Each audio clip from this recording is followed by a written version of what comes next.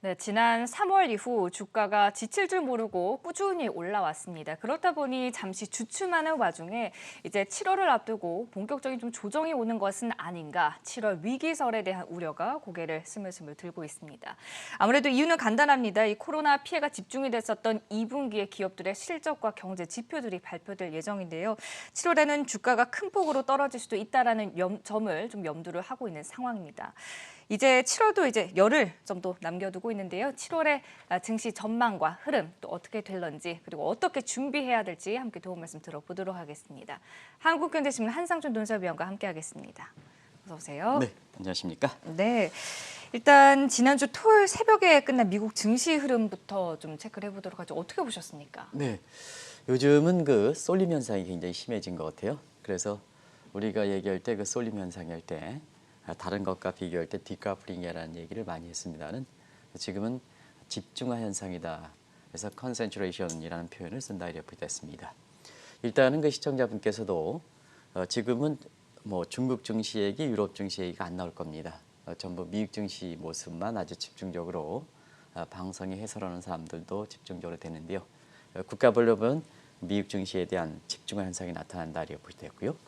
업종별로 보면은 우리도 그렇습니다. 미국도 소위 그 코로나와 관계없이 미래 성장 산업, 이걸 알파 라이징 인더스트리라고 그러죠. 알파 지금의 업종 이외의 알파 라이징 인더스트리. 그리고 여기도 이제 나오고 있습니다는 헬스케어 같은 이런 업종들이 대부분 거기에 속해 있다 이렇게 보게 됐습니다. 아까 니콜라라든가 이런 쪽도 이렇게 매출이 없는 상태에서 네. 사실 그 미래에 대한 기대 수익 때문에 주가가 올라가는 이런 현상이 발생하고요. 우리나라도 바이오업종 중에 매출이 하나도 없는데도 불구하고 시가총액이 1조 원 이상 올라가는 개인적으로 관계가 있어서 명칭은 생략하도록 하겠습니다. 이런 업종들이 이렇게 올라간다 이렇게 됐습니다. 그래서 미국은 여기 지금 나오고 있습니다는 지난 주말에도 이 마가 업종, 마이크로소프트, 애플, 그다음에 구글, 아마존 그리고 왕주 같은 이런 업종들이 서로 교합되는 이런 측면에서 주가가 계속해서 올라가는 이런 양상인데요.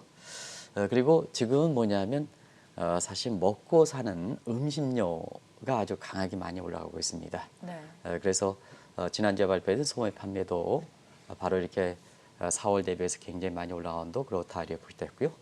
국내에서도 뭐 대상그룹이라든가 CJ 음식료 파트라든가 이런 측면이 아주 계열사 그 관계사 책임자들은 오히려 그 표정을 관리할 정도로 많이 이렇게 올라가는 것이 바로 BOP 비즈니스, 버텀 오브 피라미드에서 중산층 이하 계층들은 먹고 사는 문제고 그 지원금이 주기 때문에 이들 업종은 잘 간다 이렇게 됐습니다. 아무래도 이런 현상 속에 이번 주에 이렇게 우리가 이렇게 앞으로도 계속되겠습니다는 세계 증시 모습은 역시 경기 회복에 대한 어떤 기대, 그리고 2차 대감염, 요게 그 실랑이가 벌어지는 이런 그 상황에서 주가 모습이 좌우되지 않겠나 이렇게 보였습니다. 지난주에 이렇게 우리가 주가를 봐야 될 것은 다우존스 지수가 200포인트 넘게 떨어졌죠. 근데 사실은 그 중국의 농산물 구매 문제가 있고 과거 같은 이런 문제가 나왔을 때는 다우존스 지수를 최소한 300포인트 이상 끌어올려야 되는데 네. 200포인트 이상 떨어졌다는 것은 역시 중국의 그 농산물 구매 문제에 대해서 순수하게 미중 간 이게 협상 차원에서 이렇게 됐다면 주가를 300포인트 이상 끌어올릴 요인이었습니다는 존 볼턴의 이렇게 회고록에 이렇게 보면 시진핑과 트럼프 연임을 위한 결탁설 문제 때문에 사실 시장에 먹히지 않는 분위기 이런 것이 사실 앞서 캐스터분께서 지적하지 못한 사항을 첨부해서 말씀드린다 이렇게 보겠습니다. 그리고 지금은 그 변동성 장세죠. 많은 사람들이 우리가 소로스의 이런 데서 1차 맨더리 국면인데요. 지금 상태에서 이걸 뚫고 2차 상승 국면, 소위 2차 랠리가 이렇게 올 때는 확실한 증거가 필요하다. 그래서 두 가지 각도죠. 경기 회복에 대한 확신 문제, 그 다음에 코로나 백신 문제에 대한 이렇게 좋은 소식 이런 문제인데요. 코로나 문제도 그렇습니다. 지금은 진단 문제는 이제 어느 정도 마무리되어 있기 때문에 사실 대량 상승도 가능하기 때문에 지금 코로나 관련된 그 바이오 업종들은 이제 백신과 관련된 문제로 이렇게 전염된다. 일전에 한 2주 전에 말씀드렸습니다는 이런 쪽에 헬스케어 문제 관련해서 지금 업종별로 가장 높은 상승률을 기록했는데요. 저 바이오 관련된 백신 관련된 문제가 지금 바이오 업종들을 끌어올린다 이렇게 보겠습니다. 네. 그리고 뭐 주가가 워낙 그렇게 좋았기 때문에 사실상 뭐냐 주가가 이렇게 주춤하면 항상 비관론이 고개를 듭니다. 그래서 지난 주말부터 월가라든가 그 다음에 월가의 이렇게 주가를 끌어올렸던 로빈후드, 한국판 동학개미들, 미국판 동학개미들은 7월 위기설 실현 여부와 관계없이 7월 위기설이 이렇게 엄습하고 있다 이렇게 됐습니다. 네. 그렇다면 이렇게 증시 입장에서 왜 7월 위기설이 고개를 드는 것인지 함께 좀 설명 좀 부탁드릴게요. 예, 그게 두 가지죠. 두 가지인데 일단은 코로나 피해에 가장 집중됐던 것이 월별로 이렇게 그때그때마다 발표할 때마다 한국경제TV를 전해드렸습니다는 코로나 피해에 집중됐던 것이 2분기다 하는 것은 잘 아실 겁니다. 월별로 보면은 한 4, 5월 달까지 집중돼 있다. 그리고 이걸 연장시킨다면 뉴욕주의 그 뉴욕 활동, 경제 활동 저희가 됐던 5월 중순 이전까지 집중됐다 이렇게 보시됐습니다. 이런 내용들이 2분기의 분기별 지표든 2분기의 기업들의 실적도 이렇게 반영해서 7월 달부터 집중적으로 이렇게 발표되는데요. 아시겠습니다는 가장 종합적인 지표에 해당되는 것이 1분기의 그 경제 성장률 확정치가 이번 주에 발표합니다는 그래서 마이너스 5% 정도로 예상되고 있습니다는 사실 2분기에 이렇게 경제 성장률 속보치가 7월 말에 발표되거든요. 어찌됐든 2분기에 매크로 사이드에서 경제 성장률이 가장 종합 지표에 해당되는데 7월 말에 그 발표되고요.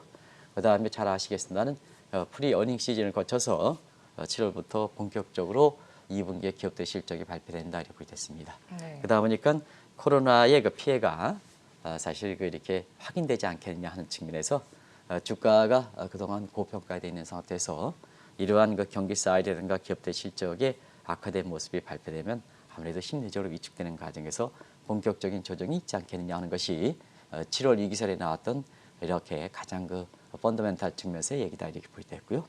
또 한 가지는 지금 코로나 문제는 통증의 문제이기 때문에 최고 통수권자 역할이 굉장히 중요하거든요.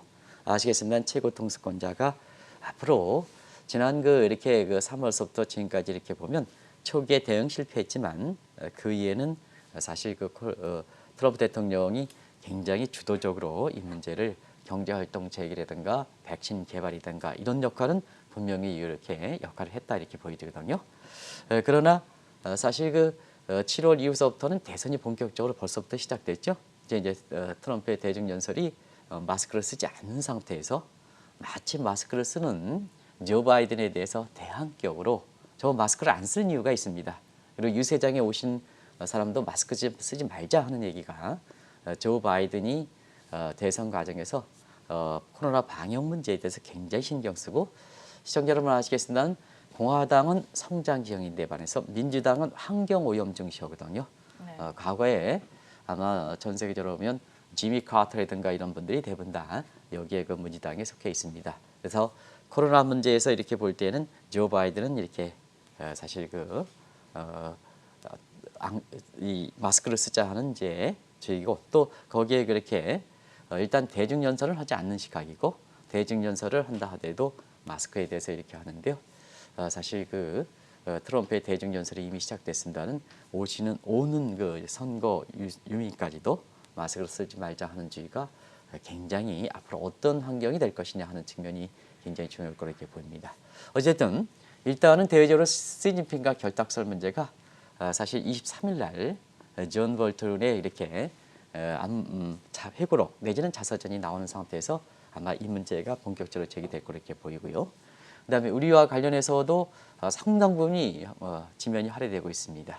내용들을 이렇게 보면 오늘 일부 그 중앙일보라든가 이런 쪽에서 세계일보라든가 나오고 있습니다는 상당 부분에서 과연 그 현 정부가 남북 교류 과정 내지는 트럼프와 북한과의 교류 과정에서 어떠한 역할을 했을까 하는 측면에서는 상당히 알려지지 않는 내용들도 많습니다.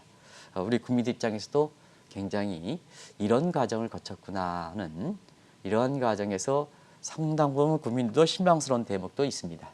그래서 앞으로 이 문제가 굉장히 미국 내뿐만 아니라 전 세계적으로 그리고 사실 우리 내부에서도 현 정부의 남북 관련된 문제 중에서 굉장히 큰 파장을 몰고 올 수 있다 한 이런 것이 회고록인데요. 일단 회고록을 이렇게 낼 것이냐 말 것이냐 하는 측면에서는 23일 날 내기로 확정됐습니다. 네. 그래서 이와 관련해서는 트럼프가 대선 과정에서 굉장히 이렇게 통치력이 약화되지 않겠냐 이렇게 이제 보고 있고요.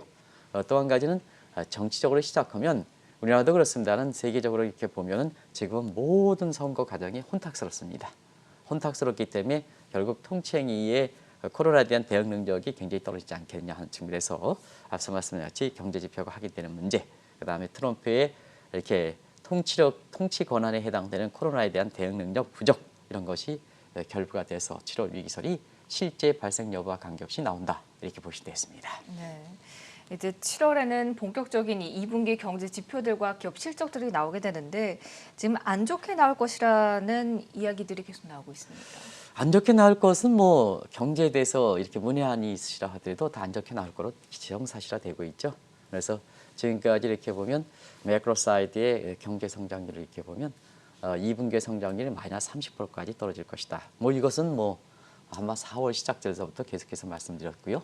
그래서 시장 예상이 지금 30%까지 빠질 것이다 하는 예상이 지금 나온 상태입니다. 그리고 2분기의 기업들의 실적은 이렇게 마이너스 10%까지 떨어질 것이다. 물론 여기에서 보면 전체적인 톰스네이터의 전체적인 S&P 500개의 전체적인 기업에 해당되겠다 이렇게 됐습니다. 이 중에서는 차별화가 굉장히 집중화 현상이 심하기 때문에 2분기 실적이 식품이라든가 그 다음에 사실 알파라이징의 인더스에 해당되는 업종은 오히려 플러스로 나올 수 있는 차별화가 심할 것이다 하는 이런 것을 감안한다 하더라도 2분기 전체적으로 보면 마이너스 10% 정도는 이렇게 감소할 것이다 이런 예상들이 나온다 이렇게 됐습니다. 그래서 예상은 안 좋습니다. 근데 예상이 안 좋은 게 주가에 영향을 미치느냐 그렇지는 않습니다. 항상 보면 주가는 이렇게 예상 대비해서 실적치가 어떻게 나오느냐 이게 이제 중요하거든요. 네. 예상이 안 좋다 하더라도 1분기에 사실 그 1분기에도 코로나 문제 때문에 예상이 안 좋을 거로 나왔죠. 근데 4월부터 발표되는 1분기의 기업들 실적이 예상보다는 좋게 나왔거든요. 약 70% 이상이 예상보다 좋게 나왔습니다. 이것이 4월달, 5월달 미국의 주가가 굉장히 끌어올렸던 배경이 되는 거거든요. 그래서 이 시청자 여러분 안 좋다. 이건 뭐 삼척동자는 다 안다. 근데 문제는 예상치가 안 좋은데 여기에 따라서 실적치가 어떨 것이냐 하면 서프라이즈 문제가 되는 거고 예상치 대비해서 실적치가 안 좋게 나올 때는 사실 샥 문제가 된다 이렇게 됐습니다. 그런 각도에서 아마 경기 성장률이든 그 다음에 매크로 사이드의 변수들이든 마이크로 사이드의 기업들의 실적도 그런 측면에서 이렇게 보시면 되겠다 이렇게 됐습니다. 근데 사실은 그 5월 이후에 뉴욕의 그 경제활동 재개 이렇게 보면 상당히 단계를 앞당겨 가는 모습이 됐거든요. 이것이 2차 대규모의 코로나 환자가 지금 이렇게 증가하는 측면도 있습니다는 상당히 속도를 앞당긴 측면이 있습니다. 그래서 지금까지 이렇게 발표되는 5월 지표가 소매 판매라든가 산업활동 지표가 굉장히 좋게 나오는 이런 상황이거든요. 네. 그렇기 때문에 당초 예상보다는 좀 좋게 나오지 않겠냐는 예상이 이렇게 많이 그 7월 앞서서 나오는 시각이고요. 그 다음에 경기 순환상의 저점이 이 터프가 언제 형성될 것이냐 하는 측면인데요. 지금 상태에서는 많은 기간이 이렇게 돼 있습니다는 사실 5월이 될 것이다. 우리가 한국경제TV를 통해서도 코로나 사태가 막 시작될 때 마크업 스위치 모델을 분석해서 5월이 될 것이다 하는 것을 한 3개월 전부터 말씀드렸었는데요. 대체로 그 이후에 확인되는 이런 기관들의 이렇게 경기 저점 문제는 한 5월 달 정도를 이렇게 보는 시각이고 이건 뭐 시청자 여러분도 그냥 다 아실 거로 생각합니다. 그러다 보니까 결과적으로 사실 그 경기 저점만 통과하면 주가라는 것은 미래에 대해서 미리 반영하는 측면이기 때문에 저점이 언제가 형성되느냐가 더 중요하거든요. 그래서 절대치를 볼 때는 시청자 여러분 7월부터 경제성장하는 기업들의 실적의 절대치를 보면 예상 대비해서 실적치가 어떻게 나오느냐. 이게 이제 주가에 영향을 미친다 이렇게 보시면 되고요. 그 다음에 사실 그 절대치보다도 더 중요한 것이 경제 저점이 어떻게 형성될 것이냐 하는 측면이 경제든가 기업들의 실적을 보고 이것을 주가에 연결시킬 때 단순히 경제 성장이 악화된다. 이거 가지고 주가가 반영되는 것은 아니다 하는 걸 말씀드리겠습니다. 네. 7월 들어서는 이제 미 대선이 본격적으로 이제 시작이 되는데 트럼프 대통령이 코로나19 대응에 대한 역할 아무래도 축소가 되지는 않을까 이런 이야기도 나오거든요. 네, 아무래도 이제 7월 달에는 일단 야당인 민주당의 전당대회부터 이렇게 시작되죠. 그래서 전당대회가 대선 전국의 본격적인 국면입니다. 그래서 지금 상태는 조 바이든 후보가 이제 확실하게 공식적인 그 전당대회를 통해서 확정적으로 되죠. 그래서 되고요. 그 다음에 공화당은 집권당이기 때문에 8월에 그 전당대회가 이렇게 열 거로 이렇게 보이는데요.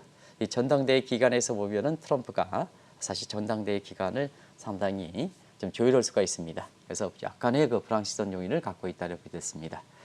그래서 이미 이렇게 트럼프가 대중 연설을 시작하고 있는 데에는 여론조사 결과를 보면 넘길 수 없는 수준까지 여론조사 격차가 조 바이든의 우세한쪽으로 나오고 있다 이렇게 됐습니다.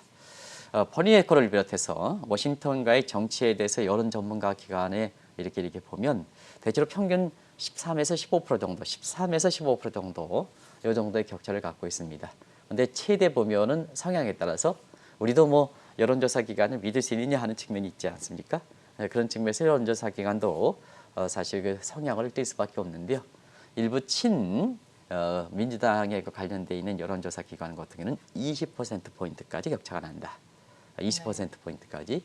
그래서 지금은 넘을 수 없는 단계까지 간다 이렇게 됐습니다. 그래서 당황한 트럼프가 사실 그 7월 앞서서 대대적인 대중 연설로 지금 가고 있는데요. 뭐 아시겠습니다는 결정적인 것은 마스크도 쓰지 않고 이 대중 연설을 이렇게 하는 과정에서 가장 우려되는 것이 2차 대감염이죠.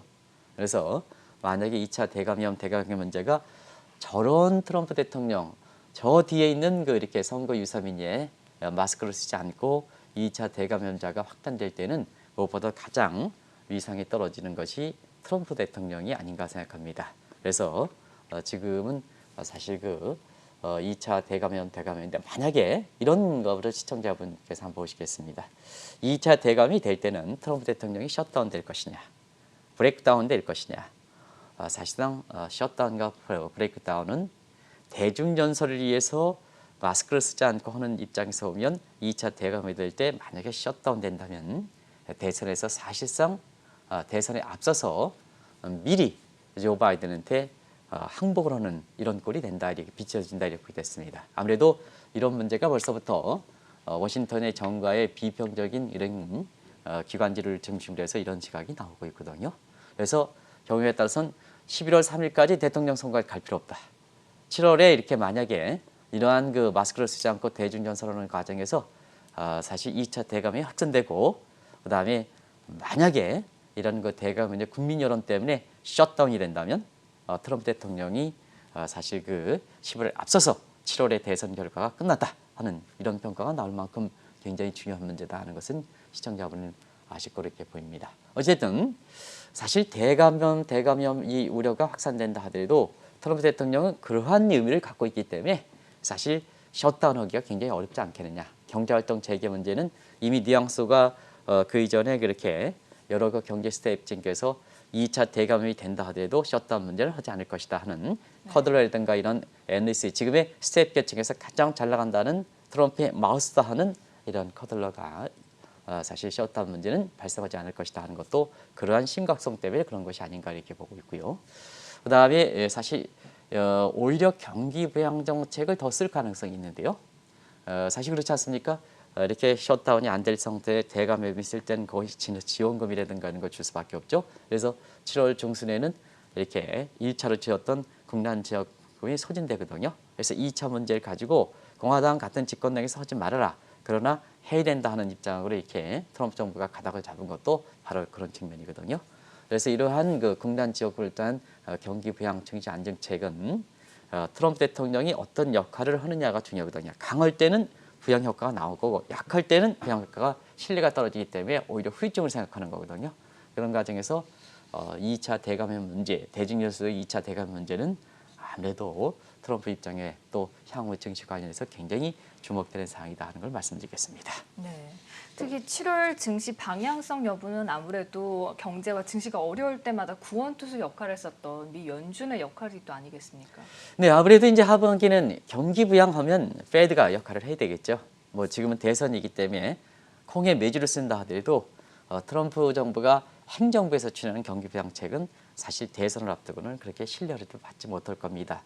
그리고 트럼프 입장에서 아무리 대선에 불려한다 하더라도 재정사에 대해서는 대선을 앞두고 본인이 이렇게 4개월에는 자신의 운명이 어떻게 될지 모르니까 국민의 증세라든가 국민에 많은 영향을 줄 수 있는 이런 재정사에 대한 경기부양책, 소위 시청자 여러분이 아시는 트럼프노믹스는 추진하지 않는 것이 후임자에 대한 예우고 본인이 연임이 된다 하더라도 사실 국민에 대한 예의다 이렇게 됐습니다.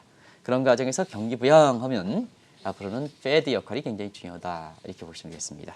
그래서 7월 이후서부터는 증시라든가 경기 상황에서 페드에 대해서 신뢰가 얼마큼 높으냐 낮느냐 이 문제에 대해서 좌우하지 않겠나 이렇게 이제 보고 있는데요. 페드 일전에도 한번 말씀드렸습니다는 1913년 민간기관을 설립해서 지금까지 잘 수행해 오고 있죠. 그래서 시청자 여러분 아시겠습니다는 경제 외적인 측면에서 가장 이렇게 큰 사건이 두 차례 세계 대전이죠. 그리고 이렇게 미국이 주관해서 전쟁을 치렀던 것이 베트남 전쟁이죠. 이 문제에서 이렇게 봉착될 때는 전쟁은 지출 문제가 되기 때문에 과거처럼 폐쇄 경제 체제에서는 인플레 문제, 전쟁 인플레가 문제가 되는데요. 대체로 이 문제를 잘 극복했다는 평가가 나오고 있는 이런 상태고요. 경제적 측면에서는 1973년, 79년 제1, 2차 월쇼, 소위 코스트 푸시 측면에서 비용이 증대해서 경제의 성장을 떨어뜨리고 물가까지 이렇게 물가는 거꾸로 올라가는 스태그플레이션 현상. 그 다음에 블랙 먼데이 1987년 주가가 대붕괴하는 사건. 그 다음에 9/11 사건. 이런 사건도 비교적 잘 대응했다. 이렇게 보시면 됐습니다. 그러면 이러한 굵직굵직한 사건에도 왜 잘 대응했느냐 하면 항상 외부의 충격은 있을 수가 있습니다. 그런데 본인이 갖고 있는 기본 자세는 사실 잘 지켰느냐 아니냐 이 문제가 굉장히 중요하거든요. 그런 각도에서 보면 기본 자세는 항상 기관이 설립할 땐 설립 목적이라는 게 있습니다. 물가 안정이라는 목표거든요. 네. 그리고 회의의 주기입니다. 예, 주기. 그래서 연 8회 정도로 열리는 회의 주기. 이 원칙은 사실은 1, 2차 세계대전 베트남 전쟁, 그다음 블랙 먼데이, 그리고 1, 2차 월시역에서 잘 지켰다 이렇게 됐습니다. 그 잘 지킨 설립 목적과 주기를 잘 지켰기 때문에 신뢰를 얻었던 거다. 이렇게 이제 보시면 되겠는데요. 이것이 흐트러졌던 것이 페드의 고난기가 시작됐던 것이 2008년서부터 이렇게 됐습니다. 이때부터는 주기도 이렇게 어겨서 임시회를 2008년에 처음으로 했었고 이번에 코로나 사태에서 3월에 두 번째로 열렸었고요. 그다음에 설립 목적도 2012년에 사실 그 물가 안정에서 고용 창출이라는 뉴 맨데이트로 해서 양대 목표를 해서 페드 설립 역사 100년 역사상 가장 큰 변경이다 하는 것이 바로 이 대목이거든요. 그래서 결과적으로 보면 임시회가 처음 시작되고 설립 목적이 이렇게 변경됐던 것이 2008년 금융위기 이후서부터인데요. 지금까지 그렇게 코로나 사태까지 페드의 실현기다 이렇게 보시면 되겠습니다. 네. 그래서 아직까지는 그 금융위기 문제는 평가는 나오는 것 같습니다. 금융위기는 완전히 극복되지는 않았지만 비교적 그 상황적인 측면에서 서프라임과 리모브러스 사태에서 했을 때는 지금까지 잘 극복했다는 것이 줄을 이룬다 이렇게 볼 수 있고요. 네. 현재 그 코로나 진행형은 나중에 평가할 문제죠. 그래서 지금의 그 코로나의 사태 문제에서 현 스탠스, 페드의 스탠스의 문제에 대해서는 앞으로 평가한다 이렇게 보겠습니다. 네. 그렇다면 이제 말씀해 주신 것처럼 12년 전에 금융위기 당시에 이제 페드의 스탠스와 지금의 모습은 얼마나 다른 건가요? 평가를 하려면 또 앞으로 그렇게 하반기서부터 이런 어려운 사태에 있을 때 마지막으로 라스트 리조트 기능을 하는 이렇게 페드가 하려면 현재 위상에 대해서 시청자 여러분 항상 평가를 하려면 현재 상황에서 정확하게 아시는 것이 중요하겠죠. 그런 상태에서 보면 우리가 임시회의를 거쳐서 전통적인 통화정책의 방식을 어기고 비전통적 방식, 브라운식 방식으로 했었는데요. 그때의 임시회가 2008년 그다음에 올해 3월 달 그때 나왔던 정책을 비교하면 명확하게 코로나 사태에 대한 현 페드의 스탠스를 알 수 있지 않냐 생각합니다. 이 내용은 이제 금요일에 말씀드렸는데요. 다시 한번 뒤쪽에 설명을 위해서 제가 이렇게 말씀드리겠습니다. 일단은 그 금리는 제로금리, 이번에도 제로금리를 낮췄죠. 네. 그 다음에 양적완화 정책. 그런데 여기서는 양적완화 타협 방식이라 해서 국채만 매입했습니다. 국채를 담보로 해서 매입했기 때문에 사실 양적완화 정책에 이때 헬리콥터 맨식으로 돈을 공급했다 해서 이것을 마주카식 통화 공급이다 하는데요. 지금도 마주카식 통화 공급이다 이렇게 얘기하시는 분이 있습니다는 그렇지는 않습니다. 지금은 제로금리 전은 똑같지만 이 무제한 양적완화 정책 방식을 취했거든요. 이래서 사실 나중에 말씀드리겠지만 무제한 양적완화 정책이 뭘까 하는 측면에서는 우리가 통화 정책에서는 기준금리 정책과 그다음에 공개시장 조작, 오픈 마켓 오퍼레이션 정책이 있는데요. 그 중에 대상 채권을 국제뿐만 아니라 이것을 많이 확대시켰다 이렇게 됐습니다. 그래서 돈의 공급 정도로 본다면 2008년은 마주카식 통화 공급인데 이제는 핵폭탄식 통화 공급이다 이렇게 됐습니다. 그래서 12년 전의 금융위기보다는 지금의 코로나 사태에서 페드가 이렇게 취해지는 정책 보면은 더 심각한 상황으로 인식하고 있다. 이 상황 인식이 굉장히 중요한 겁니다.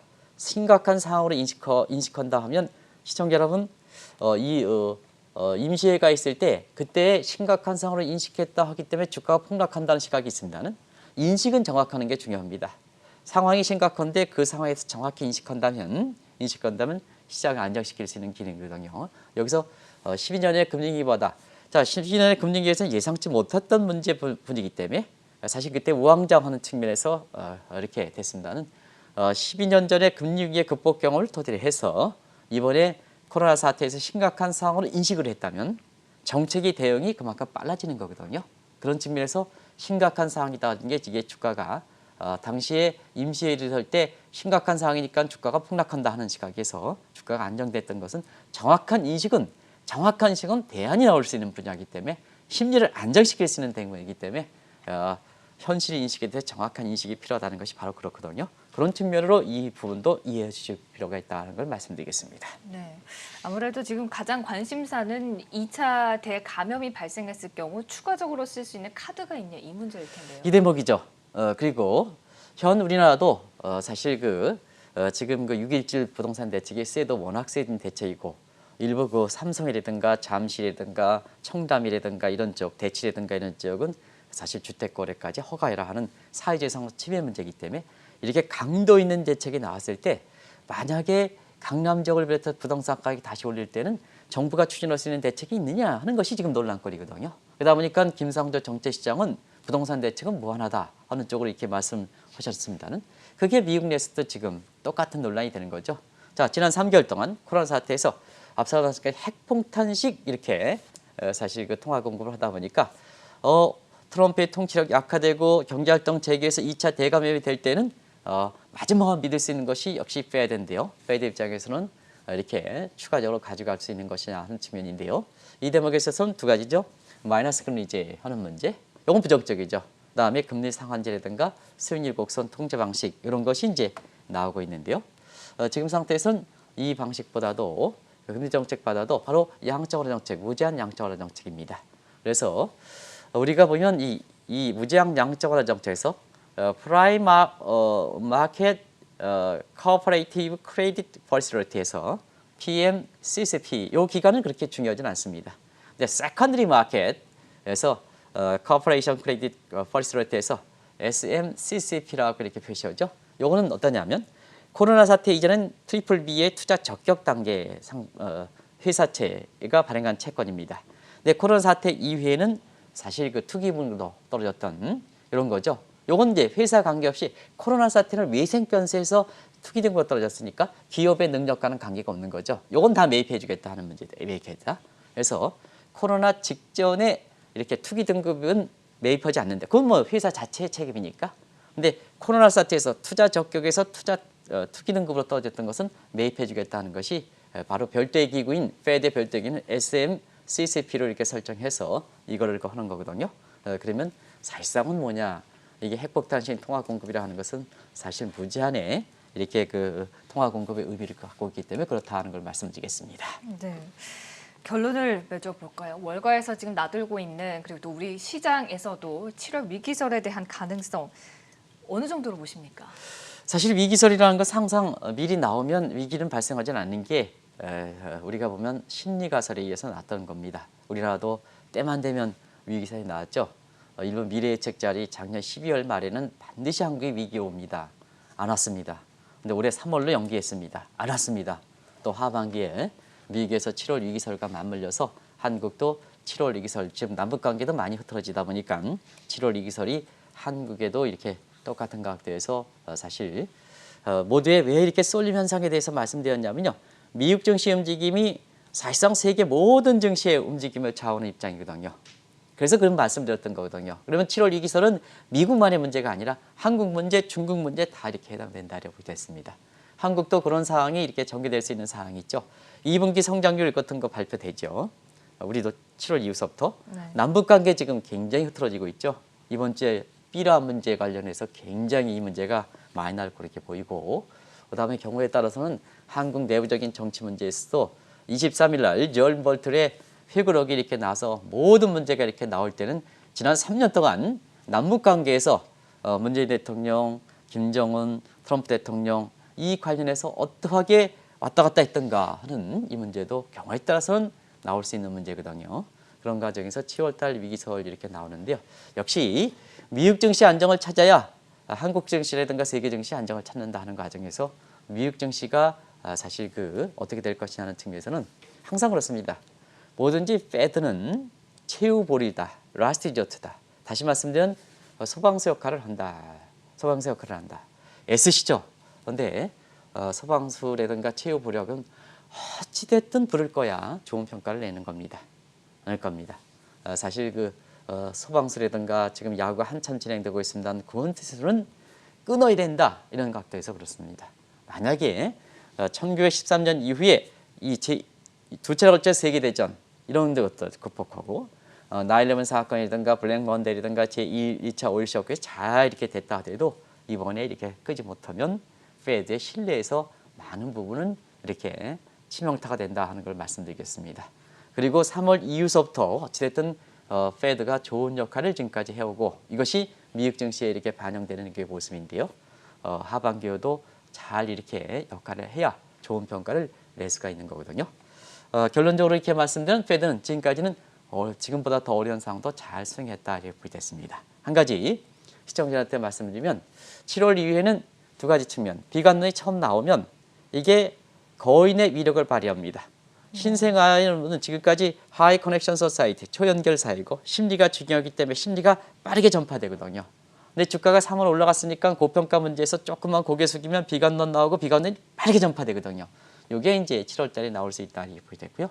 그다음에 어쨌든 올해는 여름 휴가를 많이 권장할 겁니다. 법적으로 2차 대감염이 돼서 트럼프 대통령이 이게 경제활동을 셧다운되지 못한다면 자발적으로 여름 휴가철은 많이 크지 않겠느냐. 이런 문제도 좀 미국 증시를 담당하시는 분이 이걸 과거의 관념에서 벗어나서 이런 문제를 좀 지적을 해 주셔야 되는데요. 어쨌든 여름 휴가철은 굉장히 권장한다. 이런 측면에서 시장이 옅어지는 단점도 있다고 보겠습니다. 아무래도 7월 달 이렇게 이후에 위기설 이렇게 보면 사실 이때에 있어서는 변동성이 굉장히 확대되지 않겠냐 이렇게 보고 있고요.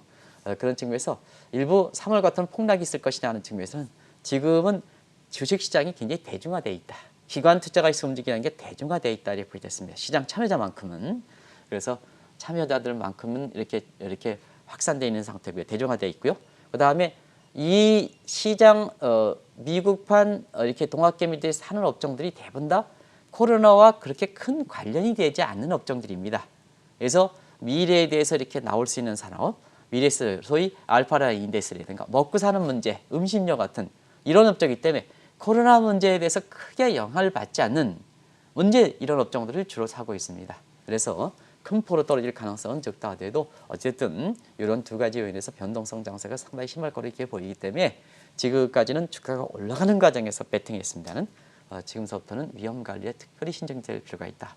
저도 7월 이후에 방송을 통해서는 개인 투자 비중이 상당히 많아진 만큼 개인 투자 입장에서 어떻게 하면 위험 관리를 할 수 있을까 하는 문제에 치중해서 방송해 드리도록 하겠습니다.